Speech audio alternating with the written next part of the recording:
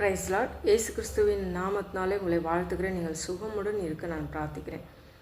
நீங்கள் இந்த உலகத்தில் எனக்கு அன்பு செலுத்த யாரும் இல்லை, ஏன்னு கேட்குறதுக்கு நாதே கிடையாது அப்படின்னு நினைக்கிறீங்களா? உங்களுக்கு ஒருவர் இருக்கார். அவர் சொல்கிறார், தாயின் கருவில் உருவாகும்னு உங்களை தெரிந்து கொண்டு பெயர் சொல்லி அழைச்சி அவங்க சார்பில் விழ செய்து. இங்கே பாருங்களேன், அந்த வசனம் என்ன சொல்லுது? தாயின் வயிற்றில் தோன்றினது முதல் உங்களை ஏந்தி, தாயின் கர்ப்பத்தில் உற்பத்தி ஆனது முதல் உங்களை தாங்கினேன். உங்கள் முதிர் வயது வரைக்கும் நான் அப்படி செய்வேன். நரை வயது மட்டும் நான் உங்களை தாங்குவேன்.